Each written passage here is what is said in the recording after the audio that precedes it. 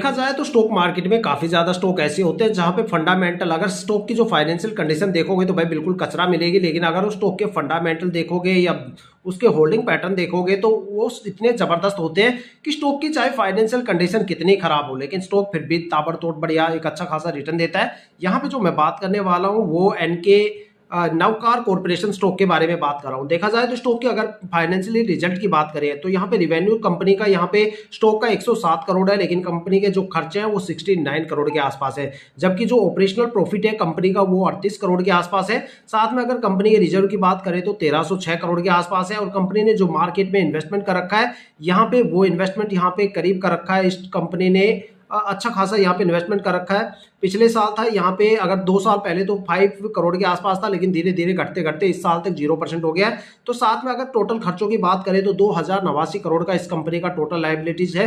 देखा जाए तो स्टॉक के फाइनेंशियल कंडीशन इतनी अच्छी नहीं है, लेकिन अगर स्टॉक के यहाँ पे होल्डिंग पैटर्न की बात करें तो भाई होल्डिंग पैटर्न यहाँ पे प्रमोटर की होल्डिंग है 70.48%। देखो किसी भी स्टॉक में अगर 50% से ऊपर प्रमोटर मिल जाते हैं तो वो स्टॉक कभी भी गिरावट नहीं करता, लेकिन अगर उस स्टॉक में 60, 70, 80% या इससे ज्यादा अगर वहां पे प्रमोटर होल्डिंग हो जाती है तो वो स्टॉक ताबड़तोड़ रिटर्न देता है। और इसी वजह से स्टॉक में पिछले 4-5 साल से एक अच्छी खासी परफॉर्मेंस आ रही है। देखा जाए तो इसी साल में आपको गिरावट देखने को मिली, क्योंकि मार्केट में काफी ज्यादा रीजन चल रहे हैं गिरावट के, वो भी मैं आपको बताऊंगा।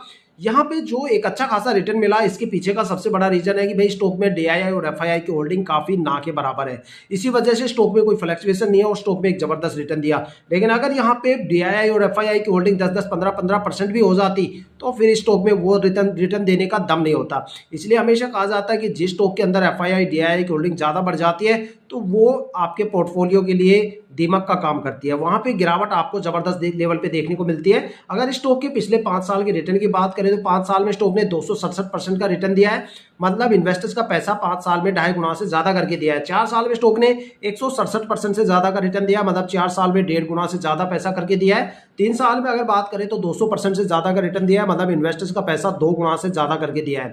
अगर स्टॉक में 2 साल की होल्डिंग की बात करें तो 94.5% से ज्यादा का रिटर्न स्टॉक ने दिया है। तो स्टॉक के रिटर्न अच्छे हैं। पिछले कुछ टाइम से स्टॉक में गिरावट हो रही है, वो भी यहाँ पे 6 महीनों से हो रही है, और उसके पीछे के रीजन ये है कि जैसे अगस्त और सितंबर में इंडियन स्टॉक मार्केट में 2 क्रैश आए, क्योंकि यूरोप के हालात ज्यादा खराब थे, वहां पे जियोपॉलिटिकल टेंशन चल रही थी काफी कंट्री में। अक्टूबर की बात करें तो काफी ज्यादा स्टॉक में अपर सर्किट लग गए थे, लेकिन क्वार्टरली रिजल्ट बीच में आने की वजह से ट्रेडिंग विंडो क्लोज हो गई और एफआईआई की बड़ी बिकवाली देखने को मिली। और अगर आप बात करें तो सेंसेक्स 85,000 से गिर के 75,500 के करीब आ गया है। साथ में लिक्विडिटी का कंसर्न तो चल रहा है, और लिक्विडिटी का ऐसा कंसर्न होता है जो बड़े बड़े मार्केट की धज्जियां उड़ा के रख देता है। साथ में जब से ब्रिक कंट्री ने ये अनाउंस किया है कि भाई वो अपनी पर्सनल करेंसी यहाँ पे लॉन्च कर रहे हैं, तब से फॉरेन इन्वेस्टर्स की यहाँ पे हाथ देखा जाए